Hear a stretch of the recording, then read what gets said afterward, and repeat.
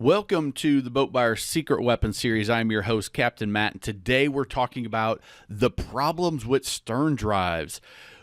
We're going to start with the stern drive. You can see this is a Yamaha stern drive. Yes, Yamaha did make a stern drive. They're not just outboards. Back in '89, they introduced a stern drive. It was very short-lived. They had some lawsuits with OMC from being accused of stealing their design. But this is a stern drive, an inboard, outboard, an IO. They're all synonymous. Essentially, you have the engine inside the boat, the transom is right here, and then you have a lower unit or the stern drive that's down below in the water. So that's what we're talking about. Let's take a look at why this is an issue. This is a trend from 1997 to 2019, the different styles of propulsion. So inboard, outboard, and stern drive. In 97, they were at about 23% of the market was stern drives. 73% was outboards, and 4 to 5% was inboards. Over time, you can see the red is stern drive. It goes down, down, down, down. 2019, 5% of the powerboat market was stern drives, 89% outboards, and 6% inboards. So inboards grew 2%, outboards grew by 16%, and stern drives declined down to 5%. They got a huge market share taken away from them. So that's what's going on in the stern drive market. Part of it is related to just the styles of boats. Look at runabouts from that same time period, 1997 to 2019. 82% of the runabouts were stern drives, but look at the number of stern drives, almost 60,000 boats built in 1997. Taking it down in 2019, that number was down to about 10,000. And of those 10,000, about 36% were stern drives. Well, where did that market go? Well, all those people bought pontoons, right? The pontoons became real popular. Outboards became more powerful. They were starting to do higher horsepower in the early, 2010 or so. You started to see a lot of that happen. They started putting outboards on cruisers. So in the late 90s, over 90% of cruisers had stern drives. A portion had outboards, a portion had inboards, but now, 2019, only 69% of cruisers had stern drives. And again, look at the numbers. Over 20,000 built in 98. Well, that number was down to about 7,000 in 2019. So the cruiser market and the runabout market just tanked. I mean, it was cut by more than half. And pontoons had a big impact. Wake boats had an impact, and jet boats had an impact. So that's what's going on. And you might say, well, what's the problem with stern drives? Well, let's take a look. The first is the sound. The outboards, not only did they become more powerful with 150s being commonplace in the 2009, 2010, 2011, then they added the 225s, the 250s, the 300, the 425 when Yamaha came out. Holy crap, that's a 425. Then Yamaha, or Mercury, came out with the 600 this year. Seven Marine had their 777 horsepower, which really never took off, and now Volvo has disbanded it after they bought it. But still, you've got a 600 horsepower outboard out there. 425s you see commonplace in the saltwater market. 300s are everywhere, and that was just unheard of 10, 15 years ago. So if you crank up even that 425 or the 600, you crank that up compared to even the newest stern drive, and you can't even hear the outboards run. They are quiet. imperceptible in most cases. You're going to hear wind way before you hear that. The stern drives, they've gotten a little bit quieter, but you still have that rumble of that big engine that's in the boat. So that's number one. Number two is an outboard can tilt all the way up out of the water. So if you're leaving your boat in the water, you can have that outboard, boom, tilt all the way out, no corrosion, no damage, no replacing your anodes, no maintenance. That stern drive, you can't tilt that up out of the water at all. It's situated in the water. So if you leave the boat in the water, especially on a cruiser, you're not going to haul your cruiser out if you're over 28 feet.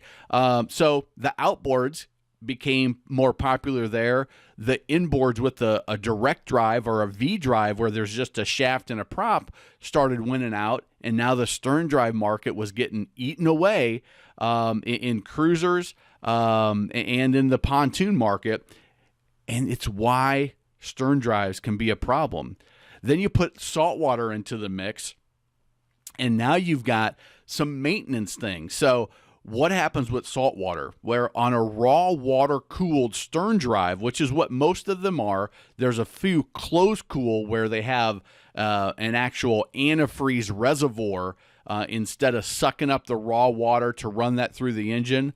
They're actually running the antifreeze through the engine to cool the engine, and they're only sucking raw water in to cool that antifreeze. But in the traditional sense, you've got the outboard and the stern drive sucking up whatever water source they're in. So if you're in saltwater, sucking up saltwater. And if you think about an outboard, it's sucking it straight up into that engine. And so when you're done and you flush it, you've got gravity working on your side where that fresh water then from a garden hose goes running in through the system, and gravity is helping you get that salt out. Now on a stern drive, you can flush it, but if you look, you've got that water coming in from your intakes. It's got to go up and into that engine, up through the risers to the manifolds, and flush out that area in there that's cooling down the engine. Well, it's more difficult because now you don't have gravity. It's, if you look at the angle, it's not just easily going to flow back out and flush. So there's going to be salt that's just left in there, and it's more difficult. You also have the easy flush valves on the newer outboards, which started 10 years ago or so, where there's just either an easy hookup, there's a garden hose attachment that you flip open a port and you attach it up. You run it on the hose for 10 minutes, bring it up to temperature, and it cleans it all out. Whereas the stern drive, you still have to put the earmuffs on.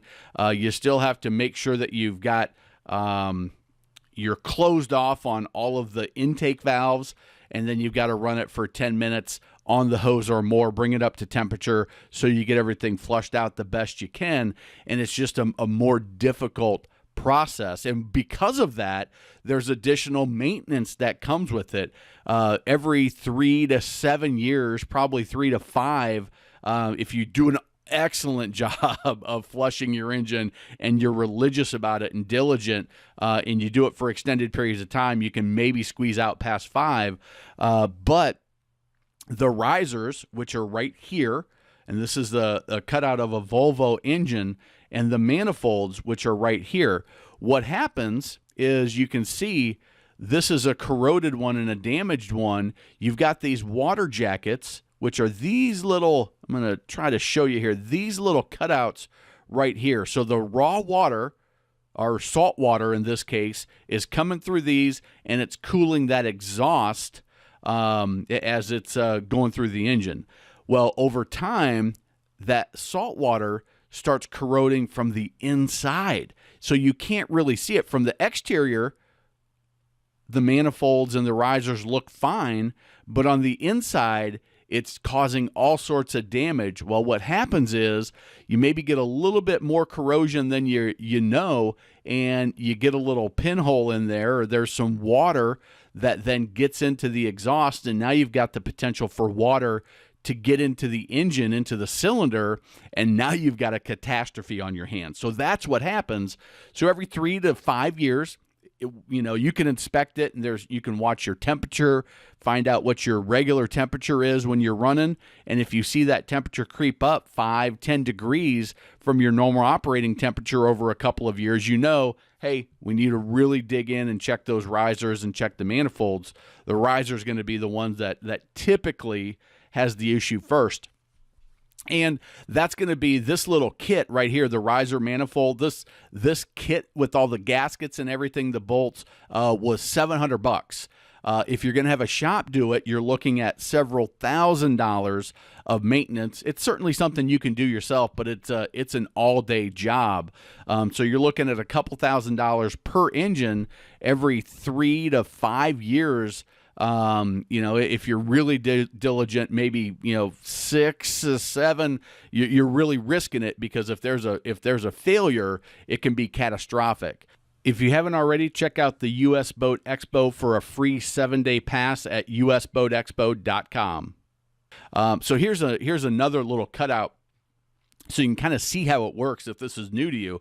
So the blue is the water. So the salt water is running through that jacket from the and then it's cooling the exhaust, which is in the red right there. So that's how the system works, and you can see that corrosion, and that is going to happen right here. You've got the vibration, you've got the heat, you've got the corrosiveness of the salt, and this interior piece of cast iron is going to rust out before the exterior, and the exterior is going to seem okay in most situations, and it's going to happen, and boom, next thing you know, there's water in your exhaust. That water is going to flow down into the manifolds, and it can easily flow down into the cylinder, which is bad news. So those are some of the problems with the stern drives. So let's look at maintenance just overall. We kind of talked about some of the things, but fresh water, hey, you've got your oil,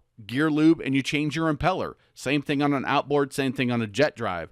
In the saltwater environment, you've got to flush it every time.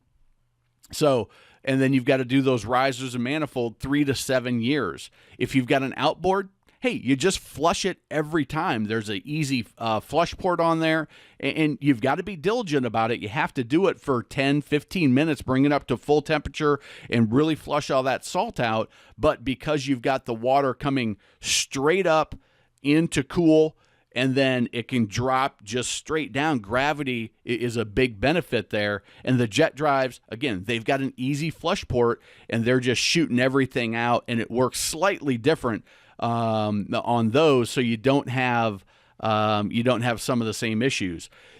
For freeze protection, one thing that we didn't talk about was, well, what happens if it freezes? Well, I showed you the diagram how it sucks up through the lower unit into the engine to cool.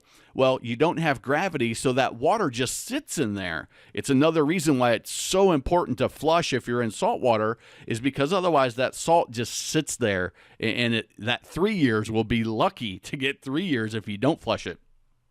So in the wintertime, you've got to put that biodegradable antifreeze, get all of that fresh water or salt water out, doesn't matter what environment, and get that antifreeze in there so it doesn't freeze, that water expand, and then crack, which now you've got to replace your engine $6,000 to $8,000 to $12,000, depending on what you've got.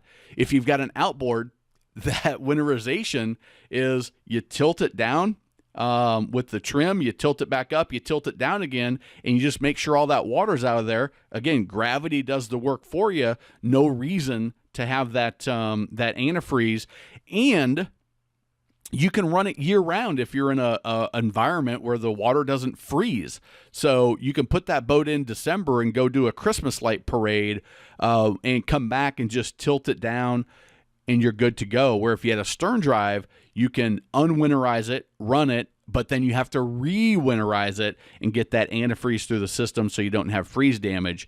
So you can get a little bit more use out of your boat with an outboard. And then the jet drive, you just fire it up, you rev it a few times, and it pushes the water out, or blows it out actually, and you're good to go. If you leave a stern drive in the water, you've got to worry about changing your bellows, and I'm going to show you that here in just a little bit.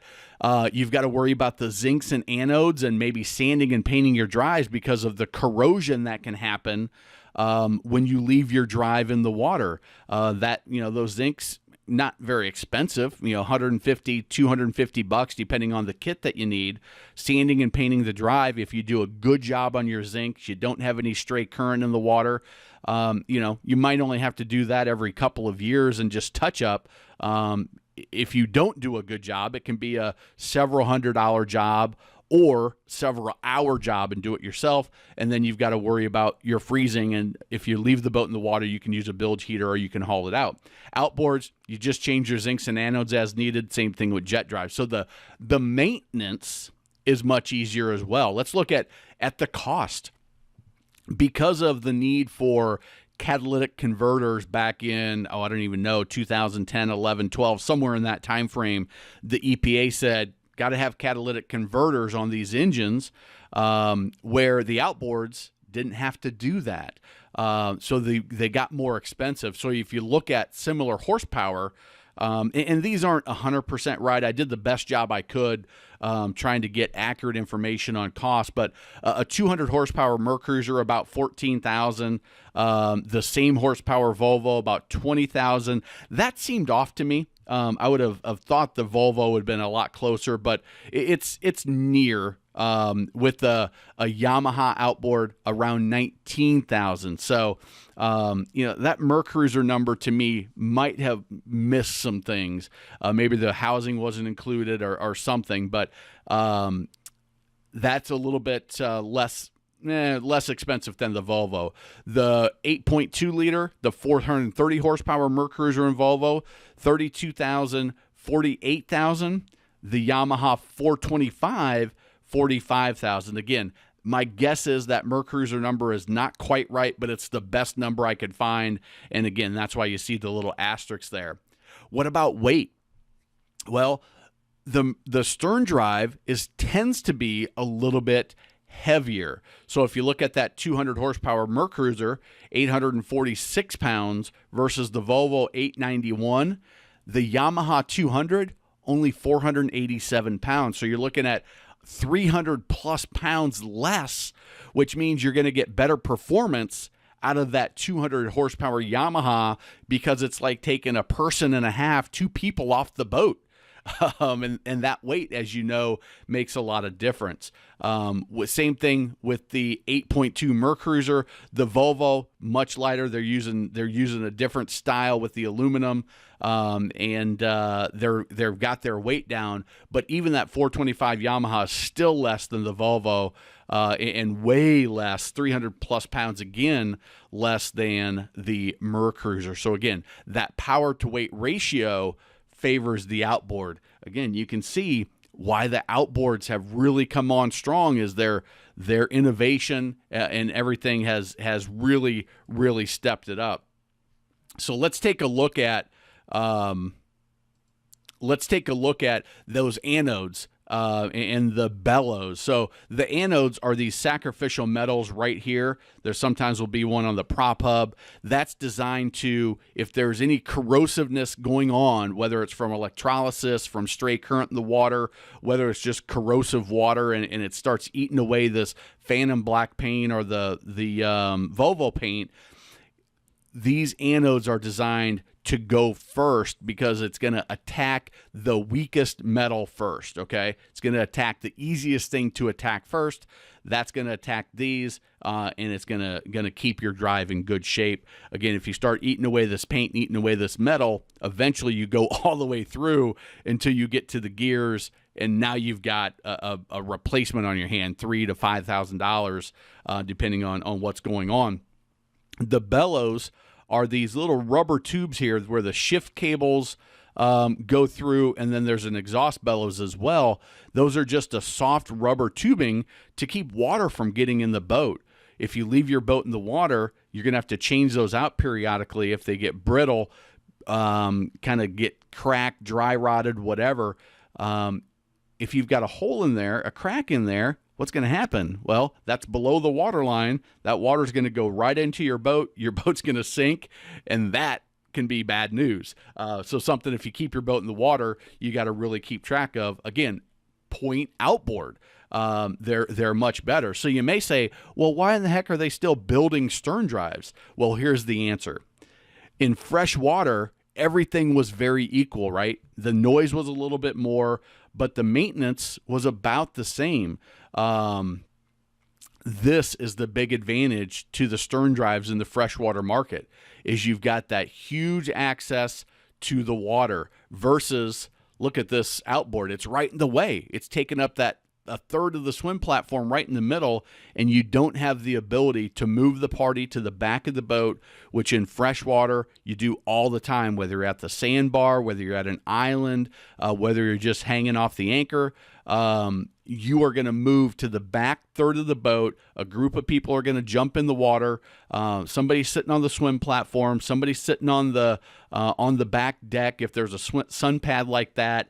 And that's where stern drives shine. So in my mind, yes, there are problems with stern drives in the saltwater environment. And if you're in salt, don't get a stern drive. You're going to be disappointed. It's going to be more expensive than it needs to. Go with an outboard. If you're in fresh water and you're on a fiberglass bow rider or a cruiser, hey, I'm all about stern drives in those situations. I think it's an excellent propulsion system in that environment for this reason alone.